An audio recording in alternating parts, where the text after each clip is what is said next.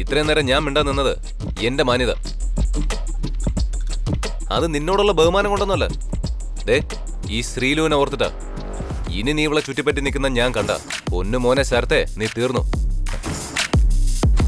പിന്നെ എന്റെ ഭാര്യയ്ക്ക് നിന്നെ പോലൊരു വായി നോക്കിയിട്ട് ഒരു ഗിഫ്റ്റും വേണ്ട. അവൾക്ക് എന്ത് വേണേലും വാങ്ങിച്ചു കൊടുക്കാൻ അവളുടെ ഭർത്താവായ ഞാനുണ്ട്. അതിന് പുറത്തുനിന്ന് ഒരുത്താൻ വേണ്ട. വീട്ടിൽ കമ്മട്ടുണ്ടെങ്കിൽ ഇന്ന് കുറച്ച് കൂടുതൽ അടിച്ചു വെച്ചോ. ഇന്നത്തോടെ എല്ലാം തീരും.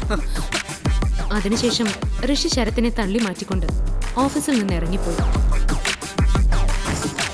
ശരത്ത് എന്ത് ചെയ്യണമെന്നറിയാതെ നാണം കെട്ടി നിന്നു.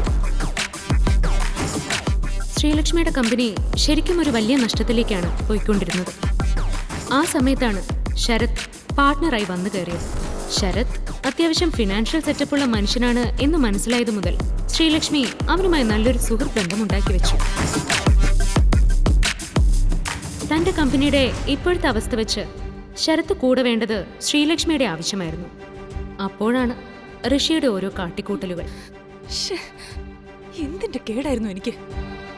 ഇനിയിപ്പോ ശരത്ത് നമ്മുടെ കമ്പനിക്ക് വേണ്ടി ഷെയർ ഇടുമെന്ന് തോന്നുന്നില്ല. എന്റെ ഒരു തലവിധി.